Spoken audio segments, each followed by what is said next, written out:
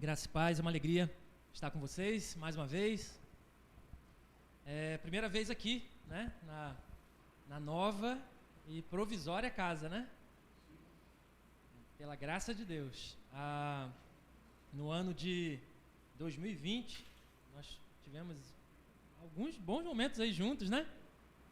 E justamente eu lembro de um domingo marcante, que foi, acredito que o último domingo presencial antes da pandemia, né? A gente estava rememorando ali. E aquela novidade toda.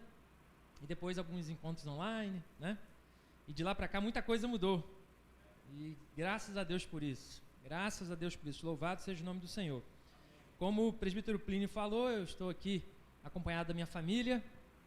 A Lilian, que é minha esposa, tá ali, a Esther, que já não está tão ali, né?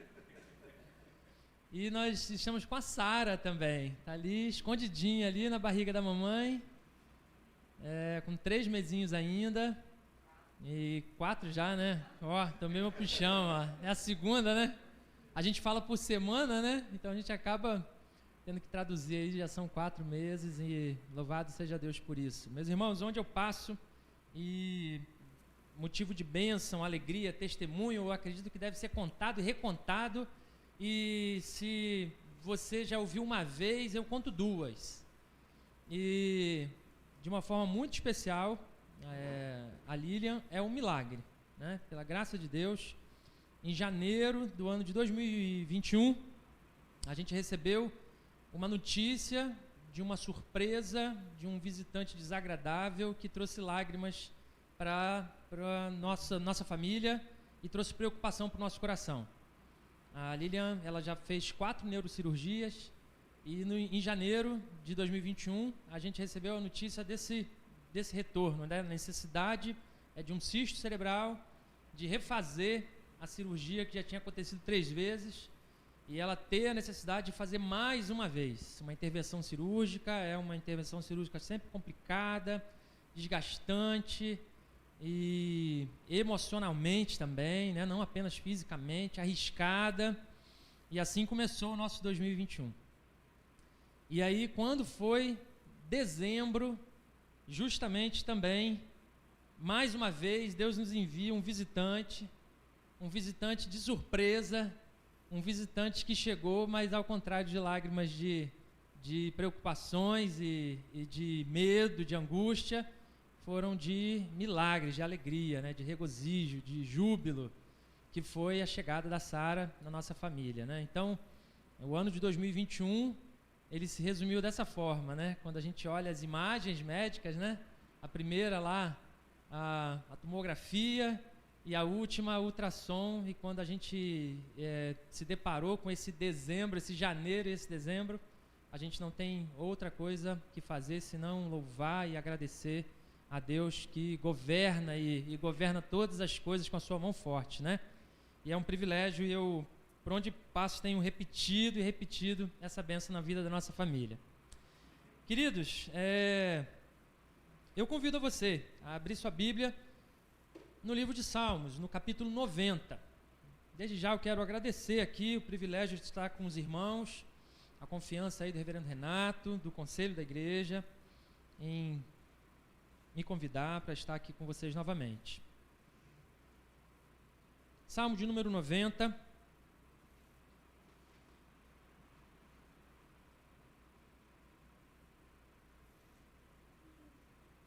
Durante todo o período que nós estivermos aqui meditando sobre o texto, eu quero pedir para que você mantenha a sua Bíblia, o seu smartphone aí, né?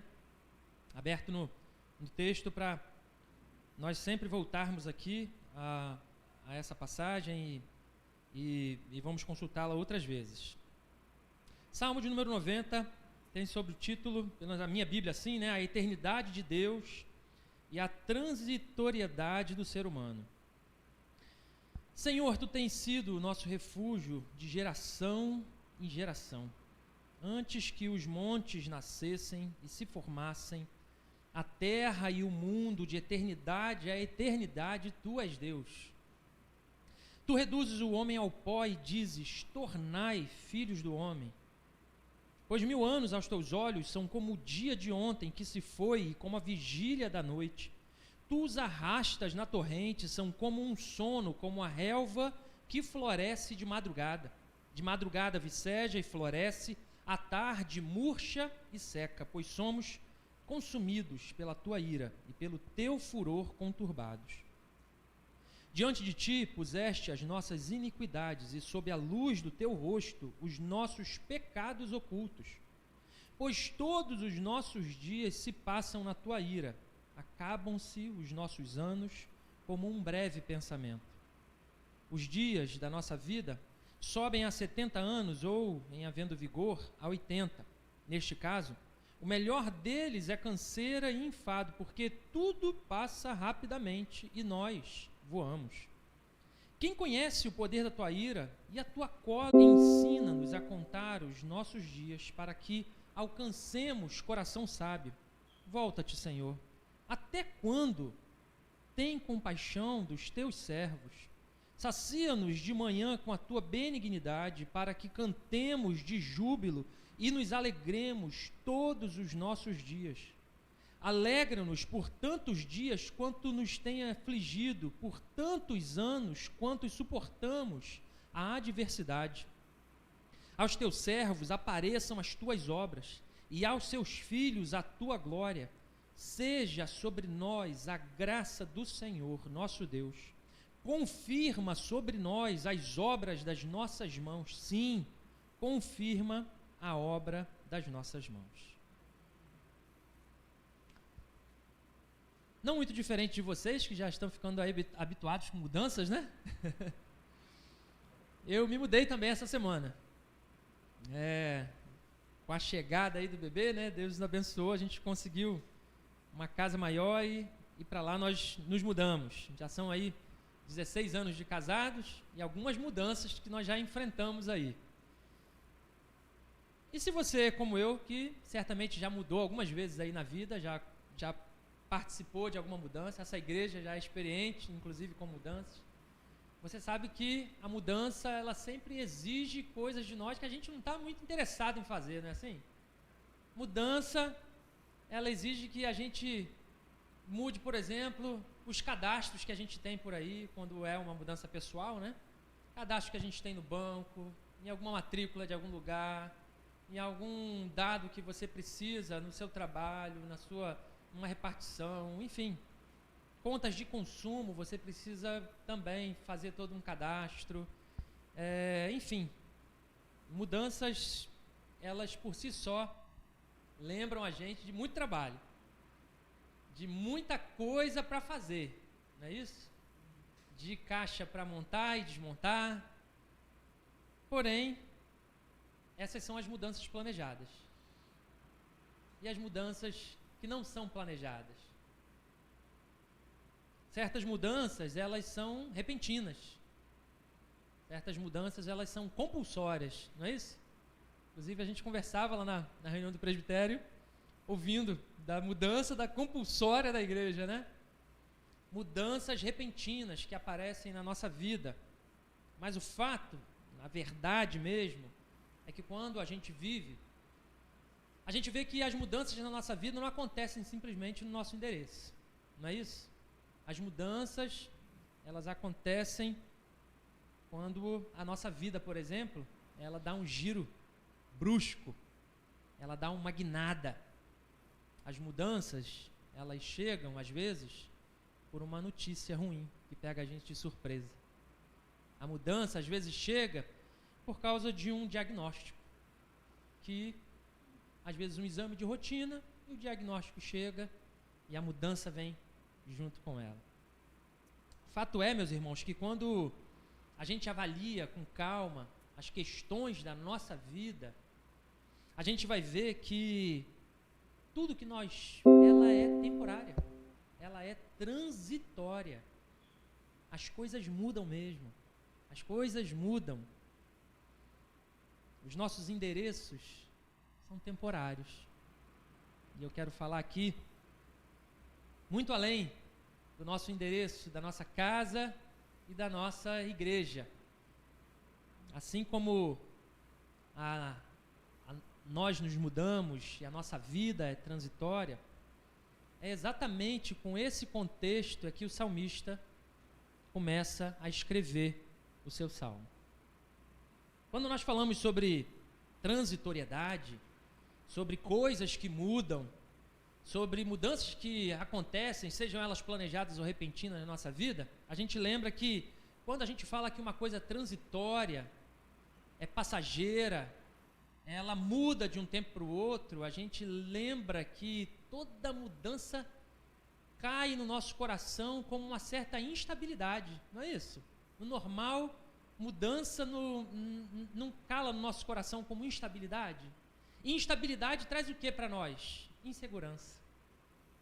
Ou seja, não por um acaso é que é comum na nossa cultura, não como um todo, né, mas é bem comum na nossa forma de viver, que as pessoas falam o que em relação, por exemplo, à sua estabilidade profissional. Faça um concurso público. Por quê? Por causa da estabilidade, né? Em relação à moradia, compre sua casa própria. Por quê? Por causa da estabilidade. Talvez, assim como eu, você tenha alguns, não é bem assim, mas em geral, pensamos dessa forma, né? Fazemos seguro de vida, fazemos planos de saúde, tudo que nós pudermos fazer para a gente tornar a nossa vida estável, nós tentamos fazer naturalmente. Mas o fato, de verdade mesmo, é que, infelizmente, a nossa vida, apesar de tudo que a gente tenta fazer e se planejar, ela continua sendo transitória. E mais ainda, quando a gente avalia os contextos do mundo que nós temos vivido, a gente vai ver que cada vez menos a palavra segurança tem feito parte do nosso vocabulário, não é isso? Ou eu estou sozinho nessa? Quando nós olhamos para o nosso mundo, por exemplo, e a gente avalia uma estabilidade ou uma instabilidade social e política, por exemplo. Nós vivemos uma instabilidade econômica. Isso não é só coisa de Brasil, não, meus irmãos. É coisa de mundo. Quando a gente fala sobre instabilidade social, a gente está falando sobre o caos, até mesmo na nossa forma de conviver, né? Hoje a gente vive desconfiado, as pessoas são mais agressivas, parece, né? As redes sociais estão aí para provar isso. Quando a gente fala de instabilidade política, a gente vê que hoje os extremos estão fortes e pesados e a variação balança, isso é instabilidade. Quando nós falamos em instabilidade, nós também nos lembramos das relações de paz e de guerra entre o mundo. Ouvimos diariamente notícias que deixam a questão geopolítica, né, instável. O Cazaquistão, essa semana, por exemplo, teve lá a grande revolta. A Rússia está se metendo lá no meio. A Rússia que provavelmente vai abrir guerra contra a Ucrânia e os Estados Unidos já enviou a tropa para cuidar. Instabilidade.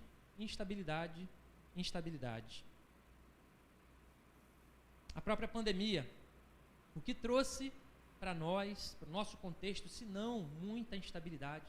Instabilidade nos negócios, instabilidade emocional. Esse salmo que nós acabamos de ler, ele é considerado o salmo mais antigo entre todos os salmos. O único salmo atribuído a Moisés. E quando ele escreveu esse salmo, ele tratou de algumas questões importantes. E eu queria ponderar aqui com os irmãos. Quando a gente dá uma primeira avaliada no salmo como um todo, a gente vai ver que Moisés ele fala muito sobre uma espécie de relações. Ele relaciona uma coisa com outra. Quando a gente fala sobre relações, é quando a gente compara ordens de grandeza, né? Conexão, uma espécie de conexão entre duas grandezas. Então eu falo, por exemplo, que no versículo 1 ao 6, Moisés começa a escrever falando sobre a grandeza e o poder eterno de Deus em relação à nossa fragilidade, à nossa transitoriedade da vida. Quando a gente continua do 7 ao 11, ele começa a falar sobre a ira de Deus em relação aos nossos pecados, às nossas iniquidades.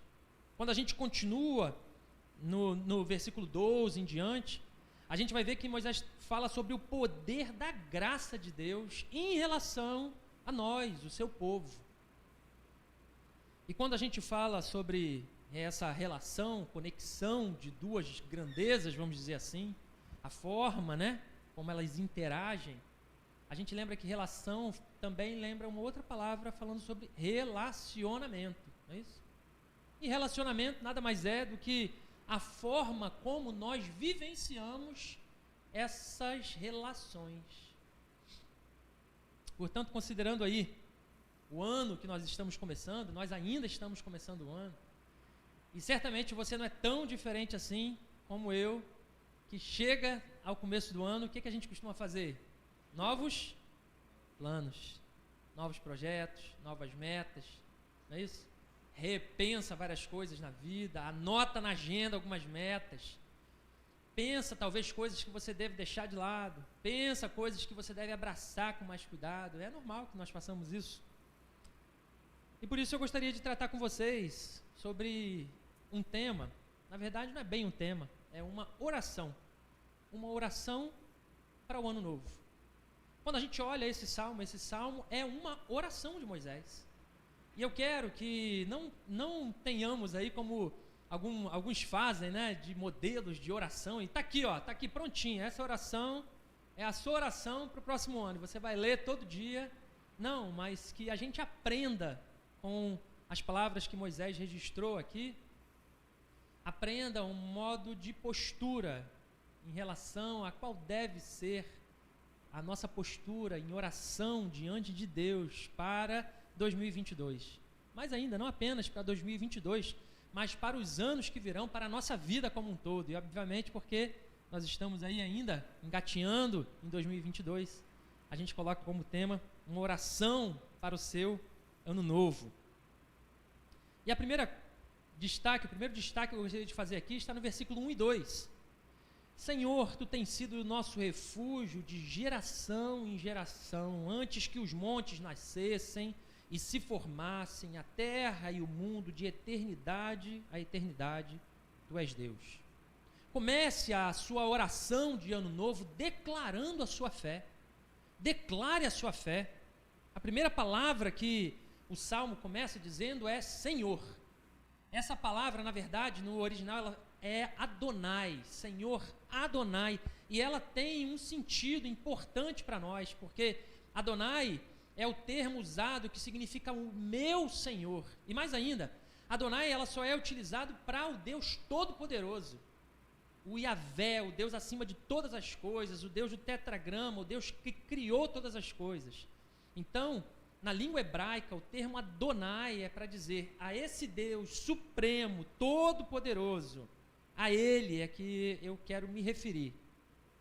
O Deus Todo-Poderoso, que é governador de todas as coisas no céu e na terra, esse Deus é o meu refúgio, é a minha morada. Antes que o mundo fosse feito, antes que a palavra haja ou façamos existisse, esse Deus já estava lá, desde a eternidade. Quando fala desde a eternidade, nós queremos dizer, a palavra quer nos dizer que é a eternidade antes do início da história e depois, até a eternidade da história futura. Deus era, Deus foi e eternamente será. Ele mesmo é a nossa morada. Ele mesmo é o nosso refúgio. Ele é a nossa casa, Ele é a nossa proteção.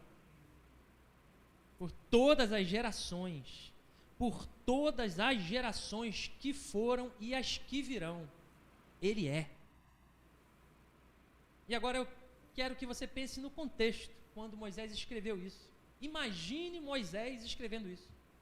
Essas palavras provavelmente foram escritas durante a caminhada do deserto, de um povo que sabia bem o que era não ter uma casa.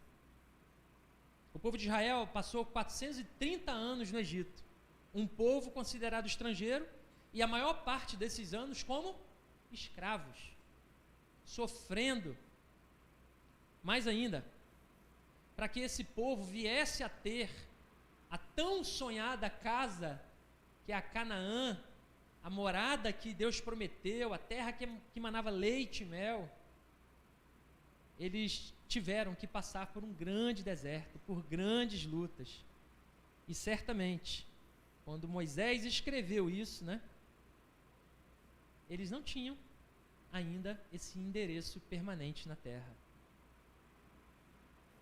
Mas Moisés afirmava que onde estava a segurança dele, estava simplesmente na casa, no abrigo, estava no Senhor.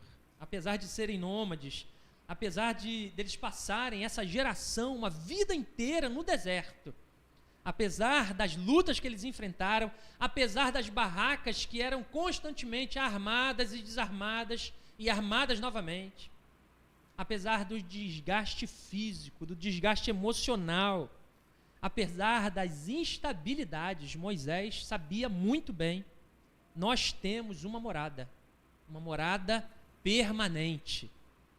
O nosso Senhor, o nosso Adonai, o Todo-Poderoso, o nosso eterno Deus, é a nossa morada, é o nosso refúgio.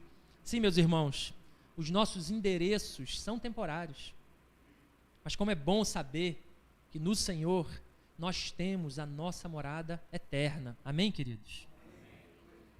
Assim como nós reconhecemos a nossa transitoriedade, a nossa vida, que na verdade é tão fugaz, nós reconhecemos também que diante dessa transitoriedade, Ele é Deus e Ele... Portanto, queridos, comece a sua oração de ano novo declarando a sua fé. Declare a sua fé. Reconheça quem é o Senhor na sua vida. Reconheça quem é o seu real refúgio, a sua real morada. Versículo 3 a 6, acompanhem comigo. Tu reduzes o homem ao pó e dizes, tornai filhos dos homens, pois 1000 anos aos teus olhos são como o dia de ontem que se foi e como a vigília da noite. Tu os arrastas na torrente, são como um sono, como a relva que floresce de madrugada viceja e floresce, à tarde murcha e seca. O versículo 3, ele já começa nos dando uma clara visão dessa finitude do ser humano, não é isso? Sobre a nossa pequenez.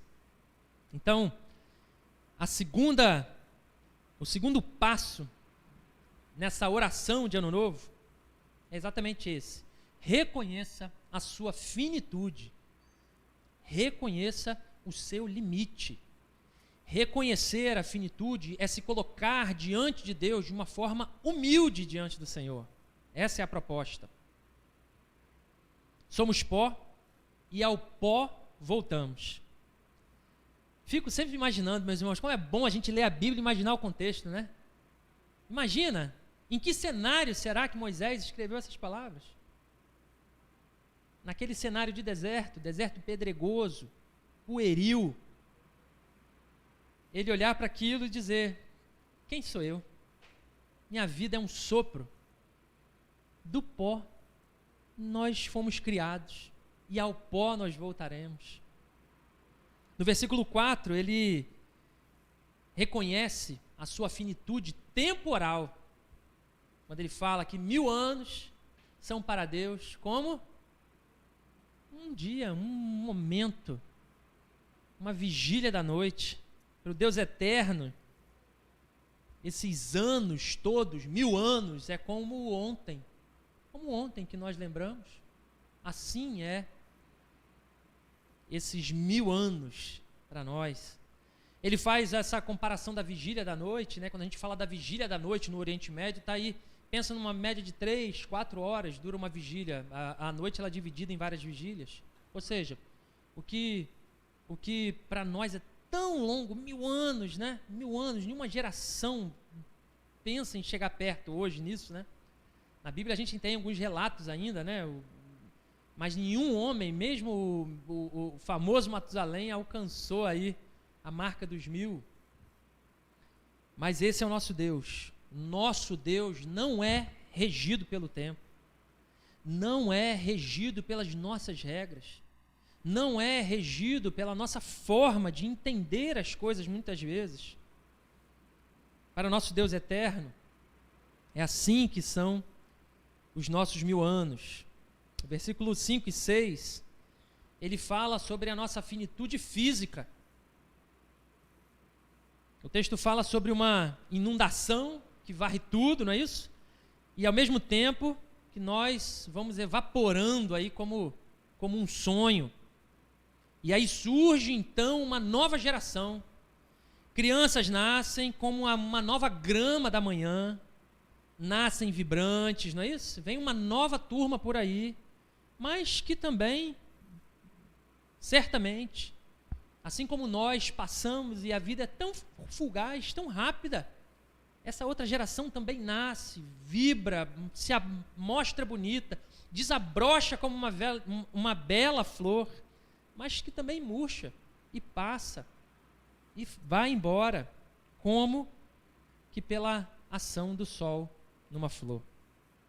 O fato é que essa finitude só nos faz lembrar dessa nossa transitoriedade, de que a nossa vida é breve, quando a gente reconhece humildemente esse nosso limite, reconhece a nossa temporalidade. É exatamente nesse momento que nós reconhecemos a grandeza do nosso Deus. É exatamente quando nós nos colocamos e reconhecemos aquilo que nós não conseguimos vencer. Reconhecemos e olhamos e não conseguimos imaginar um Deus que está fora da linha do tempo, olhando todas as coisas e controlando todas as coisas. É nesse instante que nós vemos, de fato, que Deus maravilhoso é esse. Declare a sua fé, reconheça humildemente a sua finitude. E a terceira observação que eu gostaria de fazer é: busque sabedoria. Declare a sua fé, reconheça a sua finitude e busque constantemente, ansiosamente, diligentemente sabedoria. Versículo 7 a 12 diz: pois somos consumidos pela tua ira e pelo teu furor conturbados.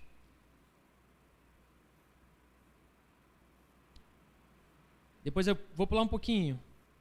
Os dias da nossa vida sobem a 70 anos ou havendo vigor a 80. Neste caso, o melhor deles é canseiro e enfado, porque tudo passa rapidamente. E nós voamos. Quem conhece o poder da tua ira e a tua cólera segundo o temor que te é devido? Ensina-nos a contar os nossos dias.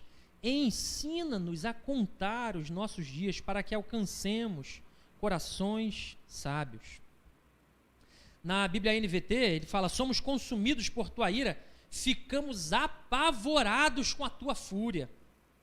Sim, nós devemos nos lembrar, meus irmãos, na nossa forma de viver, que Deus, Ele fica sim irado com o nosso pecado. Ele se ira, não apenas se entristece, fala: ô Plínio, poxa Plínio. Não, meus irmãos, Ele se ira com o nosso pecado.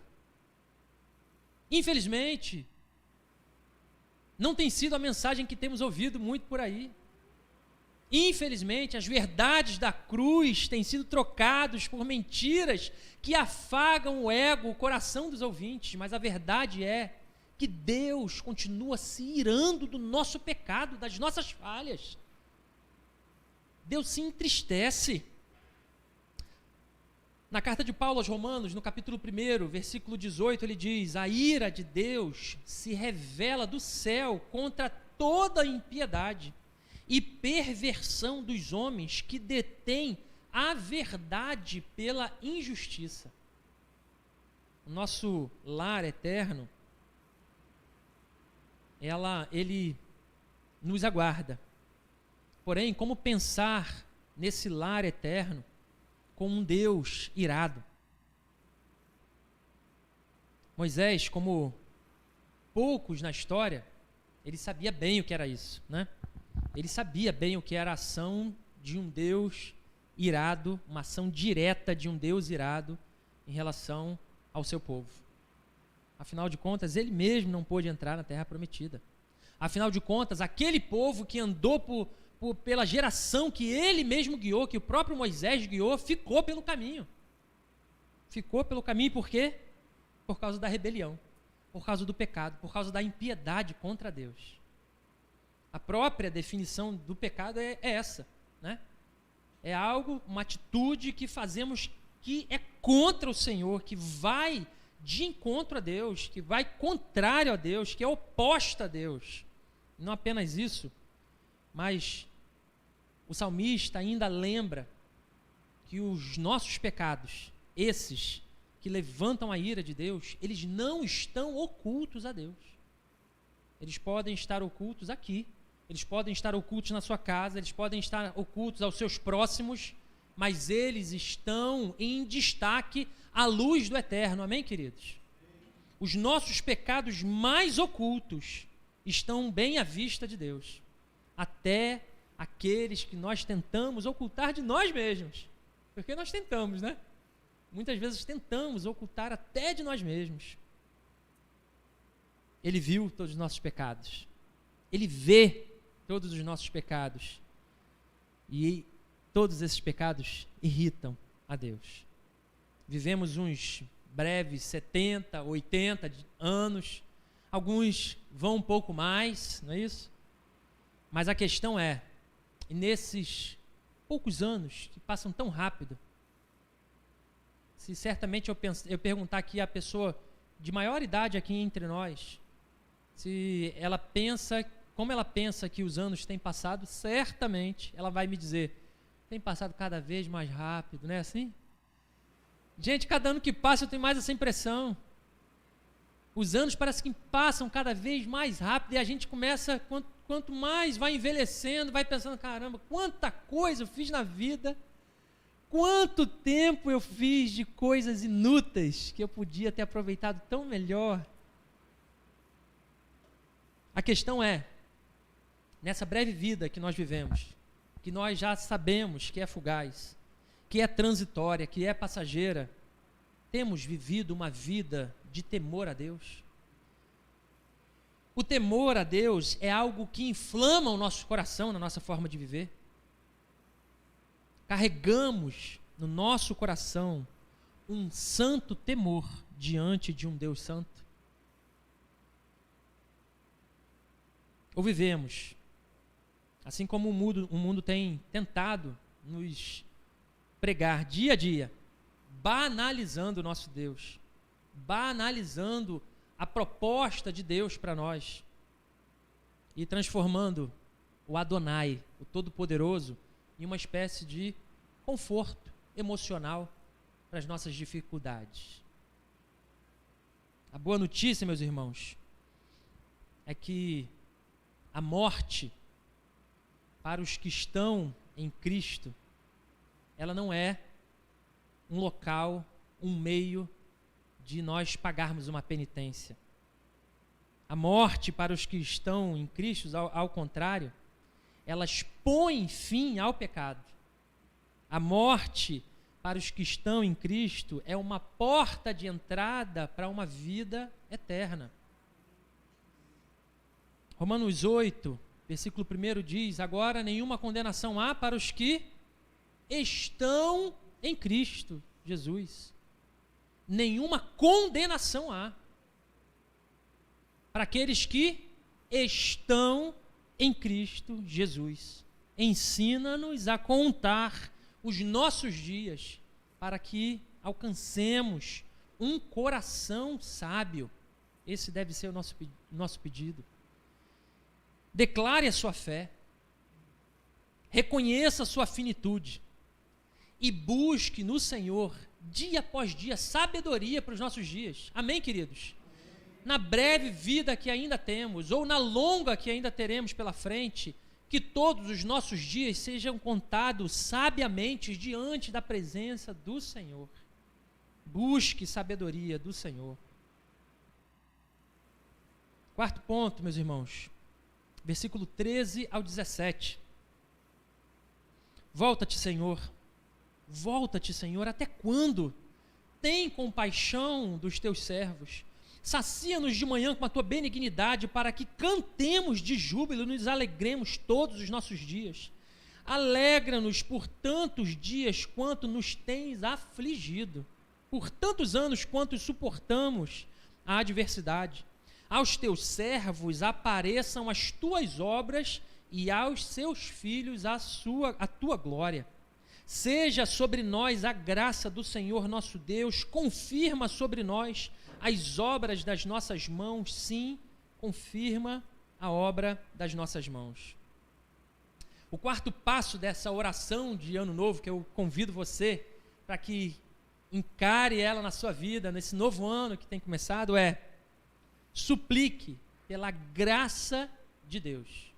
Suplique pela graça de Deus. Queridos, aqui nós chegamos à seguinte conclusão, e é uma verdade que nós temos para nós. A verdade é que nós não somos capazes por nós mesmos de viver uma vida de maneira correta. A forma que agrada a Deus, a maneira que agrada a Deus, sem a ajuda do próprio Deus, sem a graça do próprio Deus manifestada em nós. Ai de nós queremos viver da melhor forma, do nosso jeito. Ai de nós querermos o melhor para a nossa vida, se não for a graça do próprio Deus derramada sobre nós. Amém, queridos? Quando nós suplicamos a graça de Deus, nós estamos combatendo o pecado. Nós fugimos para Deus. Nós assumimos que o nosso Adonai é o nosso refúgio. Quando nós pedimos para que Deus nos ensine a usar com sabedoria os poucos anos que nós temos por aqui, conforme diz aí no nosso versículo 12, né, de corações sábios, nós oramos para que a nossa vida não seja uma vida de tempo desperdiçado, de tempo jogado fora, que não seja uma vida vivida com tolices. Imagine chegarmos ao fim da nossa vida e chegarmos à conclusão de que vivemos uma vida de tolices. Então nós pedimos ao Senhor: Senhor, volte para nós. Volte para nós. E aqui nós temos uma relação, né? Nós falamos já de relação, uma relação interessante desse versículo 13 com o versículo 3, por exemplo. Quando ele fala lá no versículo 3 sobre voltar ao pó, a mesma palavra ele utiliza aí para falar: volte para nós, Senhor. Ou seja, condenados a voltar ao pó por causa do nosso pecado, nós convidamos o Eterno para que Ele volte para nós. No versículo 6, Moisés disse que a vida é como uma grama, né, que brota, fresca pela manhã, e à tarde, como uma planta, uma flor, né, e à tarde morre, murcha. No versículo 14, ele pede: sacia-nos de manhã. Sacia a nossa vida de manhã, com a tua bondade, com a tua benignidade. Nessa manhã, onde a gente viceja, floresce, nesse pouco tempo que nós temos, Senhor, sacia-nos. Derrama sobre nós a tua graça, derrama sobre nós a tua bondade. Satisfaze-nos, assim que diz na nova versão transformadora, né, na NVT, satisfaze-nos a cada manhã com o teu amor, para que cantemos de alegria até o final da vida. A graça de Deus transforma as nossas manhãs, amém, queridos? A graça de Deus muda a nossa sorte todos os dias. Ai de nós, se não fosse a graça do nosso Deus. Lamentações 3, versículo 22 e 23. Você certamente conhece esse versículo. As misericórdias do Senhor são o quê? A causa de não sermos consumidos, porque as suas misericórdias não têm fim e renovam-se a cada manhã. Versículo 16. Aos teus servos apareçam as tuas obras, aos teus filhos a tua glória. Seja sobre nós a graça do Senhor nosso Deus. confirma sobre nós as obras das nossas mãos. Sim, confirma a obra das nossas mãos. Aqui Moisés termina essa oração, essa postura, essa proposta para o nosso próximo ano, com alguns pedidos, com alguns desejos. Que Deus mostre a nós o seu agir e o seu glorioso poder. Que Deus mostre aos seus filhos, não é isso? Às gerações futuras, o seu agir e o seu glorioso poder.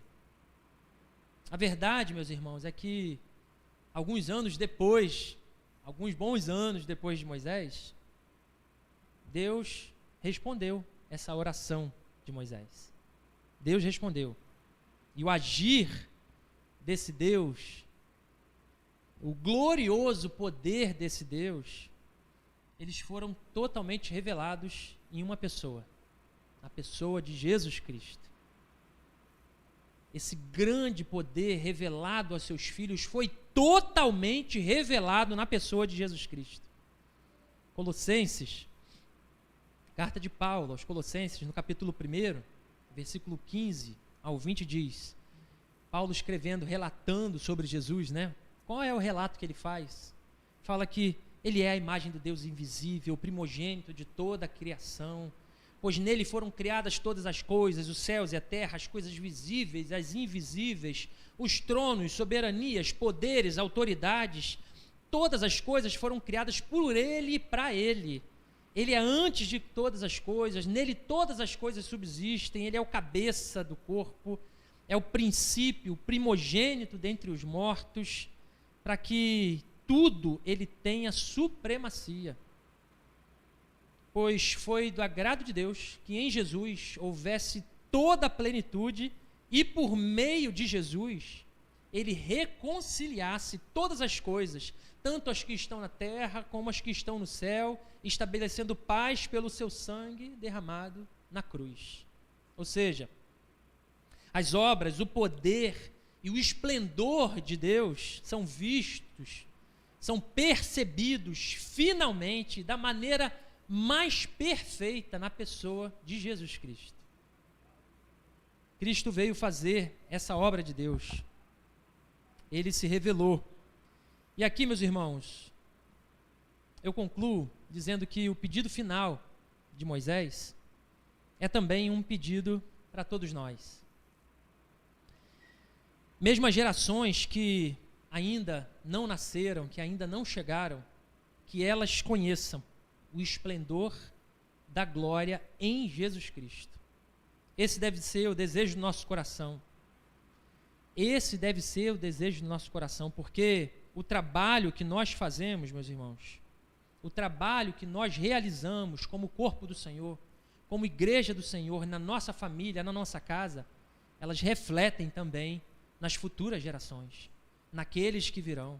A quarta igreja presbiteriana de Macaé, o trabalho que ela desenvolve aqui hoje, o templo que ela compra e faz a reforma, as obras, os planos, os projetos, o crescimento, a vontade de aumentar a família, elas certamente refletirão em graça, em motivos de bênção, em alegria nas futuras gerações que ali virão. Amém, queridos? E que esse seja o nosso desejo, que esse seja a nossa oração, e que no nosso coração a gente tenha diante de Deus essa confirmação, dizer, sim, Senhor, confirma em nós as obras das tuas poderosas mãos, que as nossas obras reflitam a tua vontade, onde quer que nós formos, onde quer que nós pisemos, como nós fazemos, Senhor, que as nossas obras reflitam a glória do Senhor. Portanto, meu querido, na oração que nós meditamos aqui para um ano novo, declare a sua fé. Diga ao Senhor quem Ele é na sua vida. Diga ao Senhor Adonai que Ele é o seu refúgio, a sua fortaleza. Declare a sua fé ao seu coração diariamente, todos os dias. Relembre o seu coração quem é o seu Deus. Reconheça a sua finitude. Se coloque diante de Deus com um coração humilde. Busque sabedoria para os seus dias. Busque sabedoria para o pouco tempo que nos resta, suplicando sempre a graça de Deus, para que tudo que nós façamos aconteça debaixo dessa graça, certos de que o trabalho das nossas mãos dura mais do que nós. Confirma sobre nós, Senhor, as obras das nossas mãos. Sim, confirma as obras das nossas mãos. E nós começamos em 2022 e a pergunta é: o que teremos pela frente? Mais um ano estável vem por aí, não é isso? Cada vez que a gente abre a notícia, nós lemos notícias que nos lembram instabilidade. Em 2022 nós teremos o quê? Felicidades ou tristezas? Nós teremos o quê? Alegrias ou lágrimas? Como serão as mudanças impostas por esse novo ano para as nossas vidas durante esse tempo que virá? Eu não sei, meus irmãos, mas de uma coisa eu tenho certeza: que nós temos um refúgio, que nós temos uma morada, nós temos um lar eterno, nós cremos num Senhor que tem o melhor para nós. E seja qual for o problema, seja qual for a instabilidade, os braços, as mãos desse Deus continuam cuidando de nós em todos os detalhes das nossas vidas. Viva essa oração, meus irmãos. O meu desejo para você essa noite é que você viva essa oração para a sua vida no ano de 2022. E que o Senhor se agrade de nós ao nos colocarmos diante dEle, na presença dEle, não somente durante esse ano que a gente começa, mas durante a nossa vida, até o fim. E por toda a eternidade nós vivamos com Ele. Amém, queridos? Feche seus olhos. Vamos falar com o Senhor? Pai Santo, nós agradecemos, exaltamos o Teu nome, Pai. Nós queremos louvar o Teu nome, engrandecer o Teu nome, dizer que o Senhor reina, de que o Senhor é Deus, de que o Senhor governa, acima de todos os governos, acima de todas as posturas políticas e instabilidades, acima de toda a economia, Senhor, o Senhor governa, o Senhor é Rei. Acima do nosso coração, acima das nossas instabilidades emocionais, o Senhor governa, o Senhor está acima de tudo isso, Pai. Deus, em nome de Jesus, nós colocamos esse ano, um ano todo que nós temos pela frente, debaixo das Tuas poderosas mãos, Pai, certos de que o Senhor tem o melhor para nós. E independente de qual seja a tempestade, a instabilidade que nos espere pela frente, nos ajuda, Pai, derrama sobre nós a Tua graça, para que nós possamos romper mais um ano em festa com o Senhor, em um relacionamento saudável e próximo, cada vez mais próximo com o Senhor. Te peço, Deus, que em nome de Jesus, o Senhor abençoe cada família aqui representada, não somente aqui, mas aqueles irmãos também que nos acompanham em suas casas. Que a Tua boa mão seja com cada um e que o Senhor continue falando ainda poderosamente, ministrando ao nosso coração a Tua mensagem, a Tua palavra. Essa é a nossa oração e no nome de Jesus nós a fazemos. Amém. Amém. Deus abençoe, queridos.